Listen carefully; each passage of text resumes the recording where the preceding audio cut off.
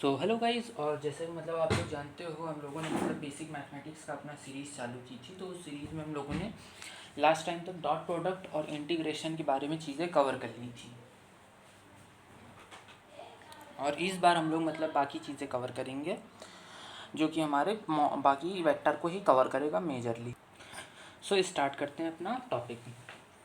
अब देखो, मैंने मतलब पिछली बार आपको डॉट प्रोडक्ट बता दिया था। अब एक और होता है इसमें, उसको कहते हैं क्रॉस प्रोडक्ट। Cross product. अब इसको कवर देखो, अब दो ही तीन चीज़ें बची हैं आपके पास। एक क्रॉस प्रोडक्ट आपको सीखना, एक कंपोनेंट टेकिंग। एक क्रॉस प्रोडक्ट सीखना है आपको, एक आपको सीखना है कंपोनेंट टेकिंग। और तीसरी चीज़ जो आपको सीखनी इसी कंपोनेंट टेकिंग या फिर कह लो, और एक और चीज़ सीखना है समेशन ऑफ वेक्टर। देखो, वेक्टर का डिफरेंस नाम की कोई चीज़ नहीं होती है। ये बात मतलब आप ध्यान रख लो अपने साथ कि वेक्टर के डिफरेंस नाम की कोई चीज़ नहीं होती है। ठीक है। तो एक होता है हमारे पास क्रॉस प्रोडक्ट, एक कंपोनेंट टेकिंग, और उसके बाद एक हमारे होता है समेशन ऑफ वेक्टर। ब्रैकेट में आप लिख सकते हो पैरेललोग्राम लॉ। तो इसमें सबसे छोटा जो आपके पास होता है यही होता है, ये summation of vector using parallelogram law. अब करते क्या है, देखो सबसे पहले हम इसी को पढ़ते हैं। जैसे मान लो ये मेरे पास कोई दो वेक्टर है, मान लो ये। सबसे पहले पैरेललोग्राम की कंडीशन क्या होती है, दोनों वेक्टर की जो ये वाली साइड होती है, मतलब पूंछ जो होती है, अगर हेड से जुड़े हैं तो हेड से ही जुड़े हों, अगर पूंछ से जुड़े हों तो पूंछ से ही जुड़े हों अपनी। तो ऐसी फ़ोटो दिखनी चाहिए, ये नहीं कि ऐसी फ़ोटो कहीं आपको दिख रही। इस तरह की फ़ोटो अगर दिखेगी तो ये गलत हो जाएगा। ठीक है, तो इससे बचें कृपया करके। और इनके बीच का एंगल थीटा है। तो अगर आपको मतलब इनका समेशन करना है तो आप एक पैरेललोग्राम ड्रॉ कर लो ऐसे। और ये वेक्टर जो होगा, ये वेक्टर जो होगा, दोनों पैरेलल होंगे। ये वेक्टर जो होगा, ये वेक्टर जो होगा बराबर होंगे, तो ये बी वेक्टर हो जाएगा। और उसके बाद आप कंस्ट्रक्शन करो ऐसे करके। ठीक है, ये एंगल थीटा है तो ये भी एंगल थीटा ही होगा। दोनों में मतलब कोई अंतर तो आ नहीं जाएगा। मतलब ये तो बेसिक मैथमेटिक्स ही है। और ये जो होता है ये इसका डायगोनल होता है एक। और देखो इसमें और क्या खूबसूरत बात होती है, एक और इसमें खूबसूरत बात होती है, ये जो दूसरा डायगोनल होता है ये भी कुछ देता है। अभी मैं आपको बताऊंगा। नेमिंग कर देते हैं ए बी सी डी। अब देखो, आपको जो ए सी वेक्टर जो है वो आपको जानते हो क्या दे रहा है, A vector plus B vector ये दे रहा है आपको। पर आपका जो डी बी वेक्टर है, डी बी वेक्टर कह लो, या फिर ये जो दूसरा वेक्टर है इधर को आ रहा है डी बी वेक्टर, ये जो दूसरा वेक्टर होता है ये डिफरेंस का साइन होता है, मतलब इन दोनों के बीच का अंतर देता है। डायरेक्शन और बाकी चीज़ें आप मतलब क्वेश्चन में अपने आप आपको जज करनी होती हैं। तो ये इन दोनों का डिफरेंस देता है, A vector minus B vector देता है। ये बात आपको मतलब समझनी चाहिए, है ना। तो इतनी चीज़ें हो गई। अब आपके मन में एक मतलब बहुत कॉमन सा सवाल आ रहा होगा कि मतलब ये ए वेक्टर प्लस बी वेक्टर दे रहा था, ये ए वेक्टर माइनस बी वेक्टर कैसे दे रहा है। देखो, सबसे पहले थोड़ा इसको विजुलाइज करना। ये जो है मैं कह रहा हूँ, ये जो वेक्टर है ये मेरा ए वेक्टर माइनस बी वेक्टर दे रहा है।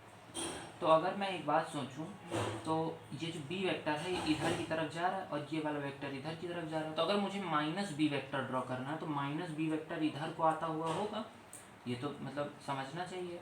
अगर आपने मतलब मैंने पिछली क्लास में बताया था, अगर आप किसी वेक्टर को उल्टा बना देते हो तो उसकी डायरेक्शन अपोजिट हो जाती है और माइनस उसके आगे लग जाता है।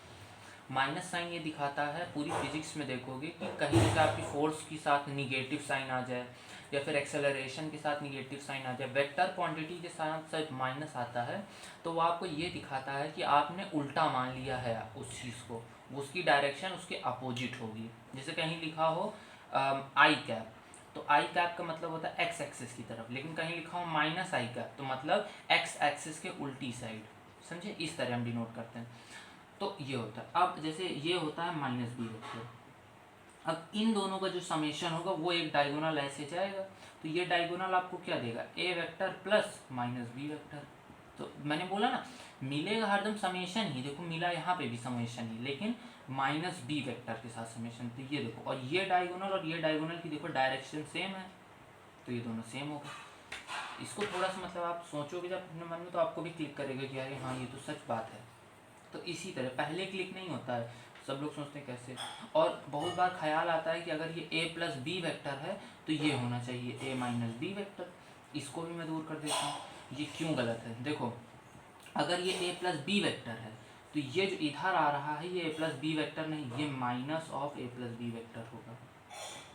ठीक, ये बात हम हरदम ध्यान रखना, मतलब बहुत बार ख्याल आता है कि ये कैसे हो गया। ठीक है, इतनी बातें आप मतलब नोट भी कर लिए होगे आई होप। तो अब आओ इसमें मतलब ये एंगल आप मान लो अल्फ़ा, तो मतलब इसमें हमें क्या क्या निकालना होगा। हमें सबसे पहले निकालना पड़ सकता है A vector plus B vector का मैग्नीट्यूड। इसका हरदम आपको मतलब दो वेक्टर समेशन का आपको मैग्नीट्यूड निकालना पड़ सकता है कि इसकी मुझे लेंथ पता होती है। और निकालना ये पड़ सकता है कि ये जो अल्फ़ा है तो आपको टैन अल्फ़ा वो पूछ सकता है। मतलब बेसिकली अल्फ़ा निकालना होता है तो बेसिकली हम लोग टैन अल्फ़ा ही निकालते हैं। तो देखो कैसे निकाला जाता है, देखो इसकी एक ट्रिक होती है, तरीका होता है कैसे करते हैं। अगर आपको इन दोनों का वेक्टर का मैग्नीट्यूड निकालना तो ये तो देखो मैंने पैरेललोग्राम लॉ आपको समझा दिया। अब दुनियादारी की चीज़ें छोड़ो और कैसे करा जाता है ये देखो। सबसे पहले आप मॉड ऑफ ए वेक्टर का स्क्वायर करोगे, फिर मॉड ऑफ बी वेक्टर का स्क्वायर करोगे, फिर प्लस का लगाओगे, फिर 2 times mod of A mod of B, और इन दोनों के बीच का जो एंगल होगा कॉस थीटा। वेरिफिकेशन इक्वेशन पे मत जाओ, बस इसको एक बार ध्यान रखो कैसे ये आया। ठीक है, अभी मैं इसको ला के भी दिखाता हूँ। वैसे वो ज़्यादा काम तो आएगा नहीं लेकिन फिर भी सीख लो, ज़्यादा बड़ा प्रूफ नहीं है। ये थीटा है, ये अल्फ़ा है, ये मान लो ये ए वेक्टर है और ये ए प्लस बी वेक्टर है। ठीक है, और ये बी वेक्टर है। तो अगर मैं इस पूरी साइड को लिखूं तो ये ए है, और ये जानते हो कितनी साइड होगी, ये होगी बी कॉस थीटा।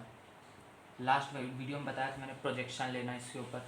तो जैसे देख लो मतलब कंपोनेंट लेना इसीलिए वो है। देखो इसका प्रूफ अभी जब मैं कंपोनेंट लेना सिखा दूँगा तब बताऊँगा, नहीं तो अभी आपने कंपोनेंट लेना नहीं सीखा है ना तो आप लोग नहीं कर पाओगे। और टैन अल्फ़ा भी मैं कंपोनेंट लेने के बाद ही बताऊँगा आपको। टैन अल्फ़ा तो निकाल सकते हो यहाँ से, कैसे निकाल सकते हो, नहीं वो भी मैं कंपोनेंट लेने के बाद ही। अगर लिखना चाहो तो टैन अल्फ़ा ये होता है, इसका अभी याद नहीं होगा ये वैसे क्योंकि ये मतलब मस्त चीज़ होती है। कैसे ये होता है आपका बी साइन थीटा अपॉन ए प्लस बी कॉस थीटा, ये होता है आपका टैन अल्फ़ा। ठीक है, ये आपकी मतलब चीज़ होती है। अब पैरेललोग्राम का जो प्रूफ और ये टैन अल्फ़ा कैसे आया, ये दोनों चीज़ें अब हम कंपोनेंट लेना सीखते हैं। उसके बाद आप इसका प्रूफ और इसका मतलब एंगल निकालना दोनों चीज़ें सीख पाओगे कि कैसे दोनों चीज़ें हम निकाल लेते हैं।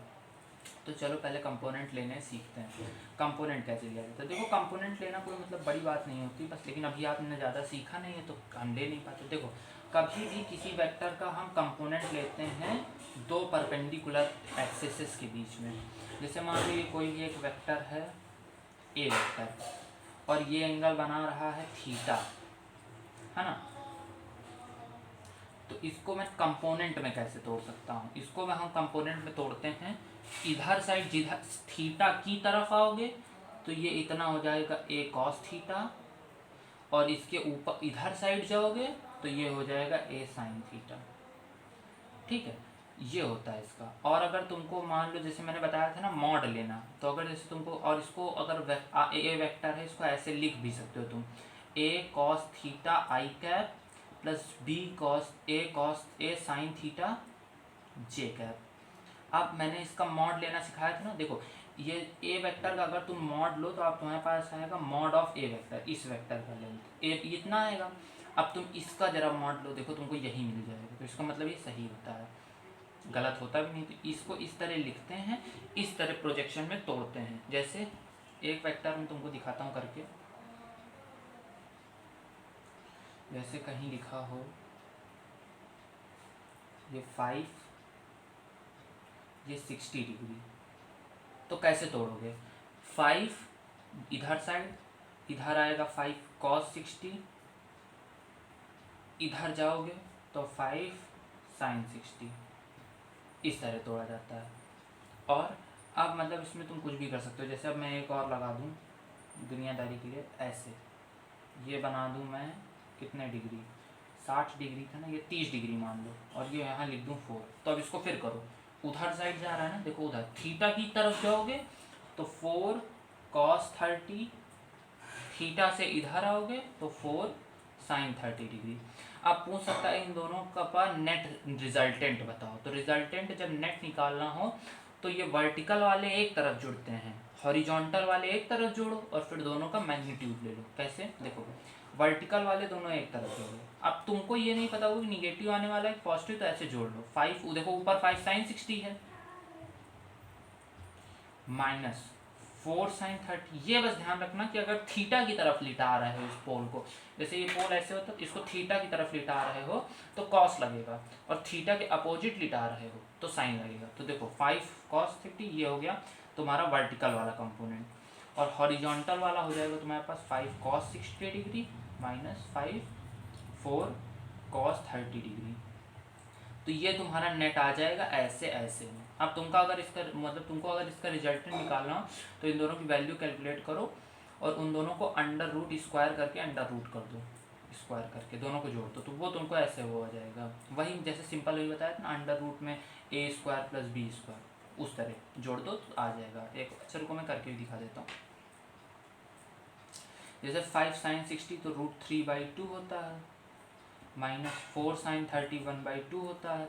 तो मतलब तुम्हारे पास ये y डायरेक्शन में जो टोटल आएगा वो आएगा तुम्हारे पास 5√3/2 माइनस 2j कैप। और ये जो x डायरेक्शन में तुम्हारे पास कितना आएगा 5 cos 60 यानी कि 5/2 माइनस 4 cos 30 डिग्री यानी कि यार यहाँ कुछ गड़बड़ हो रही है 4 cos 30 डिग्री यानी कि 4√3/2, और ये तुम्हारे पास आएगा x i कैप में।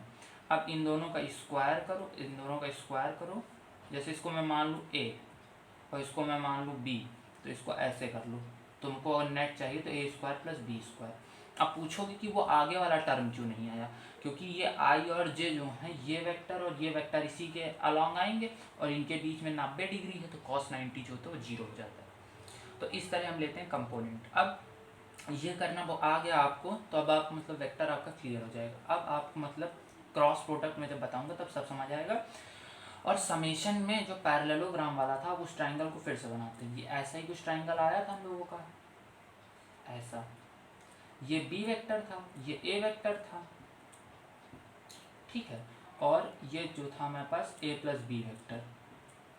तो अब जरा सोचो अगर तुमको इसकी लेंथ निकालनी है प्लस बी की तो कैसे निकाल सकते हो। ये थीटा था तो अभी मैंने कंपोनेंट लेना सिखाया, तो ये बी कॉस थीटा हो जाएगा, और ये जो हो जाएगा बी साइन थीटा हो जाएगा। कितना लेके देखो थीटा की तरफ बी कॉस थीटा ऊपर साइन थीटा। अब अगर तुमको इसका नेट लेना है तो तुम लगाओ पाइथागोरस थ्योरम।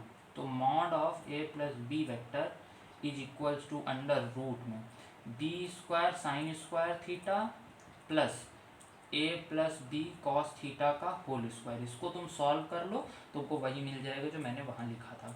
और टैन थीटा लगाना है, वो ये अल्फा था तो टैन अल्फा लगा लो। देखो ध्यान से टैन अल्फा दिख रहा होगा तुमको, बी साइन थीटा अपॉन ए प्लस बी कॉस थीटा। चीज़ें सारी तुमको क्लियर दिख रही हैं। 5 मिनट इसको मतलब रिवाइज करो। मैं इसको जो है अपने मार्कर को रिफिल कर लेता हूँ, फिर हम लोग मतलब क्रॉस प्रोडक्ट पढ़ के इस वेक्टर को ख़त्म करेंगे।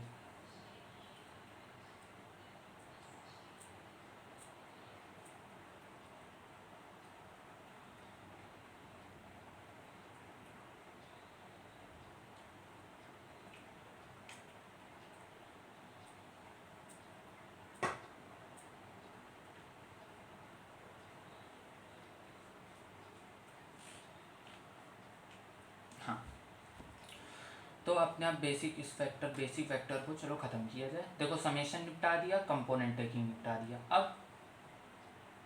अब एक चीज़ जो आती है वो होती है कि किसी भी वेक्टर को कोप्लेनर में कैसे, मतलब जैसे कोई वेक्टर है, पहले क्रॉस प्रोडक्ट से पहले सीख लो उस चीज़ को। कोई वेक्टर अगर मुझे ये उसको बताना है कि ये दो वेक्टर हैं और ये दोनों एक प्लेन में हैं, तो तुम कैसे बता सकते हो? तो तुम हरदम इसको ऐसे बता सकते हो कि देखो दो वेक्टर को अगर तुमको एक प्लेन में बताना है तो उनके लिए तुमको इंटरसेक्शन पॉइंट उनका ढूंढ लो। देखो दो केस हो सकते हैं, पैरेलल हो सकते हैं वो दोनों, और या तो फिर इंटरसेक्टिंग हो सकते हैं। आप पूछोगे तीसरा कौन सा केस होता है, वो मैथ वालों के लिए है। तुमको तो मतलब ना पैरेलल, तुमको बस ये पता, तुमको तो खाली बस ये पैरेलल का केस पढ़ना है, ना इंटरसेक्शन तुम्हें पढ़ना है ना कुछ और तुम्हें पढ़ना है, तुम्हें बस खाली पैरेलल पढ़ना है। इंटरसेक्टिंग हो सकते हैं और स्क्यू हो सकते हैं। अगर स्क्यू है तो वो दोनों एक प्लेन में कभी नहीं हो सकते हैं, अगर स्क्यू है तो। अगर इंटरसेक्टिंग है तो भी वो प्लेन में होंगे, और पैरेलल है तो भी प्लेन में होंगे। बायो वाले हो तो तुम मतलब इंटरसेक्टिंग नहीं पढ़ोगे, कभी नहीं पढ़ोगे उसको। और अगर मैथ वाले हो तो 12th में तो एक चैप्टर आता है line in space, vector line पे, उस चैप्टर में तुम इंटरसेक्टिंग पॉइंट निकालना सीख जाओगे। और पैरेलल है तो तुम एक वेक्टर ए वेक्टर को लैम्डा टाइम्स बी वेक्टर कर सकते हो। लैम्डा कुछ भी हो सकता है, लैम्डा बिलोंग्स टू आर, समझे। माइनस जीरो वेक्टर नहीं होता, जीरो वेक्टर अगर तुमने ले लिया तो फिर मतलब वो वेक्टर ही कहाँ बचा, इसलिए तो ये होता है। अगर तुम किसी वेक्टर को इस तरह लिख दो तो इसका मतलब वो दोनों पैरेलल वेक्टर हैं, समझे। तो अगर तुमसे कभी पूछे कि वो दोनों कोप्लेनर हैं तो तुम हरदम ये प्रूफ करने की कोशिश करो। बाकी प्रूफ तुम ये और ये दोनों कर सकते हो। 3 तरीके होते हैं कोप्लानरिटी को बताने के, और भी तरीके होते हैं। तो मतलब ये प्रूफ कर दो, तुम प्लेन की इक्वेशन निकाल दो जिस प्लेन में दोनों वेक्टर हों, वो सब मतलब लेकिन मैथ्स का पार्ट होता है, तो उस सब में तुम मत पढ़ो। बस खाली इतना तुम ध्यान दो कि कैसे कोप्लानरिटी तुम प्रूफ कर सकते हो। और तुम्हारे मतलब चीज़, ज़रूरी चीज़ क्या होती है तुम्हारे लिए? ज़रूरी चीज़ अब ये होगी कि तुम क्रॉस प्रोडक्ट को ध्यान से पढ़ो यहाँ से, क्योंकि क्रॉस प्रोडक्ट बायो वाले हो चाहे मैथ वाले हो, तुमको मतलब जितना मैं बताऊँगा उतना आना चाहिए, नहीं तो तुम पूरे 11th में झूलोगे जब टॉर्क वार्क पढ़ोगे। टॉर्क की शुरुआत ही होती है आर क्रॉस लेफ्ट से, तो वहाँ पे फिर दिमाग ख़राब होता है कि कैसे निकालें क्रॉस। देखो क्रॉस प्रोडक्ट में हरदम 2 चीज़ें होती हैं। जैसे मान लो कहीं एक वेक्टर लिखा है ए वेक्टर और ये लिखा है बी वेक्टर, तो इसका बीच में एंगल थीटा। तो जब A vector cross B vector, देखो एक और चीज़ होती है A vector dot B vector is equals to B vector dot A vector, पर कुछ बेसिक चीज़ें हैं। A vector cross B vector is not equal to B vector cross A vector, ये नहीं होता।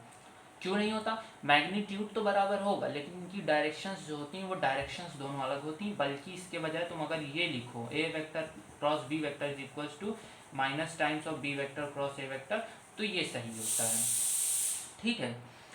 अब ये देखो मैं कुछ इंपॉर्टेंट पॉइंट बता रहा हूँ, जैसे ये तुम्हें मार्क करना है, और तुम्हें जो जो चीज़ें तुम्हें क्रॉस प्रोडक्ट में एकदम याद होनी चाहिए। एक तुम्हें ये लट्टू याद होना चाहिए। लट्टू क्या है मतलब, देखो आई, यहाँ आई मान लो, यहाँ जे मान लो, यहाँ के मान लो।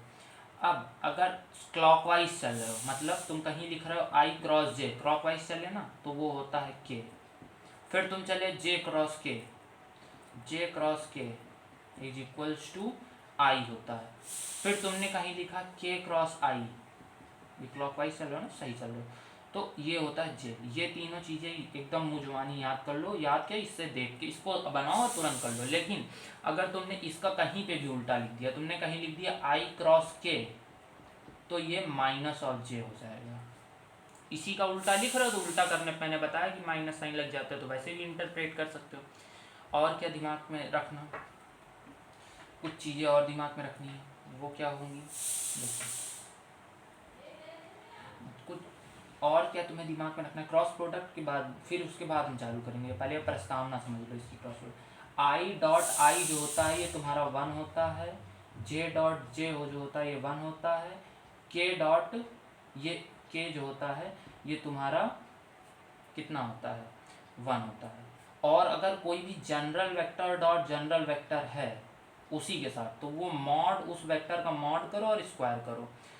और कभी कभी कंफ्यूजन आता है आई जे के क्या होते हैं, तो आई जे के जो होते हैं ये यूनिट वेक्टर होते हैं। यूनिट वेक्टर मैंने पहले लेक्चर में बताया था कि ये केवल डायरेक्शन देते हैं, पर इनका मतलब मॉड्यूलस जो होता है वो 1 होता है, यूनिट होता है। मतलब अगर कहीं ऐसे लिखा मॉड ऑफ आई तो ये 1 होगा, तो यहाँ पे रख के देखो ये सब 1 आएगा। लेकिन इम्पॉर्टेंट बात यह है कि आई क्रॉस आई 0 होता है और ये तीनों भी 0 होते हैं। और कहीं खुद के साथ क्रॉस कर दो किसी वेक्टर का, ये भी 0 होता है, ठीक है। तो ये इंपॉर्टेंट बात होती है, इतनी बातें ध्यान रखो, ठीक है। और कभी कभी एमसीक्यू में पूछ लेता है, मतलब वो सॉल्व करने को नहीं कहेगा, अभी इस लेवल पे पूछ लेता है कोप्लानरिटी में कोई और कंडीशन बताओ। तो अगर कहीं ऐसे लिखा हो 3 वेक्टर के लिए 0 और इसी को ऐसे भी लिखा था बॉक्स प्रोडक्ट, तो ये भी कोप्लानैरिटी की ही कंडीशन होती है। ठीक है, तो इतना ध्यान रखना। चलो, और एक और चीज़ पूछता है कि अब तुमको मतलब तुम्हारी मतलब बेसिक बेसिक चीज़ें तैयार हो चुकी हैं। एक और चीज़ पूछता है, वो पूछता है कि जैसे मैंने पूछ लिया ये ए वेक्टर है, ये बी वेक्टर है और ये थीटा है, तो पूछ लिया एक ऐसा वेक्टर बताओ जिसका मॉड्यूलस ए वेक्टर पे बी वेक्टर का प्रोजेक्शन वेक्टर बताओ। प्रोजेक्शन मत बताओ, प्रोजेक्शन वेक्टर बताओ। तो प्रोजेक्शन वेक्टर निकालने के लिए तुम्हें कुछ नहीं करना, mod of B cos theta लो और ए वेक्टर का यूनिट कैप चिपका दो। ठीक है, इतना बस तुम्हें करना है और तुम्हें इसमें से कुछ नहीं करना है। इतना तुमने कर लिया, बस तुम्हारा काम एकदम पार हो गया। इतनी चीज़ें तुम्हें करनी थी। अब बाकी चीज़ें हम लोग मतलब डिस्कस करते हैं। चलो, क्रॉस प्रोडक्ट जो आखिरी टॉपिक है इस चैप्टर का, उसे डिस्कस करते हैं। मैंने पूरा चैप्टर मतलब एकदम एंड पे ला दिया है, सारी बेसिक इंपॉर्टेंट बातें भी बता दी हैं। तुम उनको रिवाइज करो और क्वेश्चंस प्रैक्टिस करो, तुम्हारे सारे बन जाएंगे। तो जैसे कहीं लिखा है, जैसे आप सबसे पहले एक चीज़ सीखो, ए क्रॉस बी देता क्या है। स्केलर प्रोडक्ट हरदम एक स्केलर क्वांटिटी देता है, ना कि वेक्टर क्वांटिटी देता है। पर वेक्टर प्रोडक्ट और क्रॉस प्रोडक्ट हरदम एक वेक्टर क्वांटिटी देता है, जो कि देखो अपने राइट हैंड को लो, इस पे ए पे ऐसे रखो। अब ये दोनों जब तुम दो वेक्टर का क्रॉस करोगे तो तुमको जानते हो कहाँ मिलेगा वेक्टर। वेक्टर जो तुमको मिलेगा इन दोनों के परपेंडिकुलर मिलेगा क्रॉस प्रोडक्ट से। और वो वेक्टर की डायरेक्शन निकालने के लिए पहले जो चीज़ हो उस पर ऐसे अपना रखो और इधर को कर्ल करो, दूसरे वेक्टर की तरफ कर्ल करो ऐसे। और जिधर अंगूठा जाए आप तुम्हारा समझो, जिधर अंगूठा जा रहा है उधर ही साइड मतलब तुम्हारा जो यूनिट वेक्टर होगा, अभी मैं बताऊंगा, जो तुमको मिलने वाला है ए क्रॉस बी से वेक्टर, उसकी डायरेक्शन तुमको उधर ही मिलेगी। ठीक है, इतनी बात समझ आनी चाहिए। अब जैसे एक क्वेश्चन करो, जैसे कहीं लिखा ये डॉट का मतलब होता है बाहर आता हुआ ऐसे वेक्टर। जैसे तुम अपने मन से करके देखो कि ये मान लो ए वेक्टर था, ये मान लो बी वेक्टर था। अब फिर तुम जरा अपना मतलब निकाल के देखो, तुम निकाल पा रहे हो कि नहीं। ऐसे तो बहुत आसान हो जाता है। और कभी भी इस तरह दिक्कत आए ना तो ऐसे कर लो, पेन रख लो, जैसे बाहर आ रहा है ना तो पेन रख लो और ए क्रॉस बी देखो, ए से ए ऊपर जा रहा तो अपना ये ऐसे रखा। ये जो पाम होता है ये हरदम उस वेक्टर की तरफ फेस करेगा जो तुम्हारा बाद में लिखा होगा। देखो चाहे यहाँ पे भी उसी वेक्टर की तरफ फेस कर रहा है जो तुम्हारा आ रहा है। तो ये रीचेक कर तरीका होता है। और इधर को कर्ल करो बी की तरफ, तो अंगूठा तुमको इधर की डायरेक्शन दे रहा है। देखो तो ये दोनों से परपेंडिकुलर है और इसीलिए ये तुम्हारा जो वेक्टर देगा ए क्रॉस बी वो इधर साइड को देगा। ठीक है, तो ये मैंने सिखा दिया तुमको, डायरेक्शन इसकी निकालना। ए क्रॉस बी से हरदम वेक्टर मिलता है और उसकी डायरेक्शन इधर को जाती है, मतलब राइट हैंड थंब रूल से निकाला जाता है। ठीक है, अब ये होता क्या है, ए क्रॉस बी जो होता है वो होता है mod A mod B sine theta. और तुमने तो पूछा है तो अभी मॉडुलस, ये इसका मॉड्यूलस होता है। अब वेक्टर की तो डायरेक्शन होती है, तो एन कैप। एन कैप एक यूनिट वेक्टर होता है, कहीं से भी चिपका सकते हो। बेसिकली ये आई जे और के ही होता है। ठीक है, और उसकी डायरेक्शन जो आई जे और के जनरल होता है, कभी कभी अलग भी हो जाते हैं। उसकी डायरेक्शन ऐसे निकालते हैं राइट हैंड थंब रूल से इसकी डायरेक्शन। ठीक है, लेकिन जो सवाल होता है वो ऐसे नहीं पूछा जाता है। सवाल जो होता है वो हरदम पूछा जाता है कैसे, रुको मैं बताता हूँ। वो तुमसे पूछेगा कि तुम मुझे एन कैप बताओ। तो अगर तुमको एन कैप निकालना हो तो तुम ऐसे करो, ए क्रॉस बी करो और उसको उसके मॉड्यूलस से डिवाइड कर दो। ठीक, अब दोनों में अंतर क्या है, देखो ए क्रॉस बी जब तुम करोगे तो mod of A mod of B sine theta n cap निकालोगे। और जब तुम ये निकालोगे इसका, तो ये होता है mod of A mod of B sine theta. इसका मॉड इतना ही होता है। ठीक है, लेकिन जो अब इस चैप्टर की सबसे लास्ट और सबसे बेचीदी बात होती है वो ये होती है, क्योंकि अभी बहुत सारे बच्चे मैट्रिक्स और डिटर्मिनेंट नहीं पढ़े होते हैं तो उन्हें मैट्रिक्स सॉल्व करना नहीं आता। तो अब मैं जो बताने जा रहा हूँ उसको प्लीज़ 5 मिनट ध्यान से पढ़ना, क्योंकि अगर तुम वो नहीं सीख पाए तो तुम्हारा क्रॉस प्रोडक्ट का क्रक्स खत्म हो जाएगा। पूरे चैप्टर में बस खाली यही एक टफ चीज़ थी जो अब तुम्हें सीखनी है और उसको तुमको सीख के ही रहना है। अपने मन से बोलो कि इसको तो मुझे सीख के ही रहना है जो आप बताने जा रहे हैं।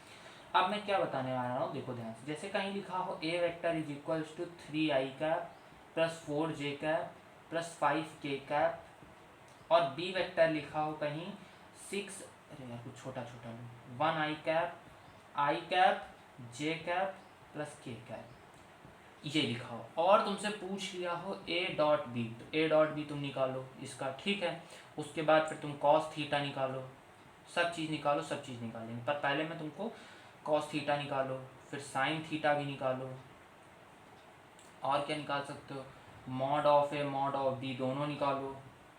उसके बाद तुम निकालो mod of A cross B निकालो, ठीक है। और सबसे आखिरी जो चीज़ है, ये सारी चीज़ें तुम खुद निकालो, ये मैं बताऊंगा कि क्या आंसर। और जो सबसे आखिरी चीज़ है ये ए वेक्टर क्रॉस बी वेक्टर, ये तुम नहीं निकाल पाओगी, ये मैं तुम्हें सबसे पहले सिखाता हूँ, फिर बाकी आंसर्स वेरीफाई करते हैं। तो कैसे निकाला जाता है, सबसे पहले तुम इसके लिए एक डब्बा बना लो, ए क्रॉस बी, जैसे जैसे स्टेप बता रहा हूँ इनको ध्यान रखना। डब्बा बना लो, डब्बे में ऊपर बड़े बड़े अक्षरों में लिख लो आई जे के, ये जो लिखे ना आई जे के। अब ये 3 चीज़ें पहले लिख दो, जिसका तुम्हें क्रॉस करना जो पहले वो ऊपर, तो 3 4 5 का करना, फिर जो नीचे इसके आगे 1 1 1 लिखा है इसको नीचे लिख लो 1 1 1।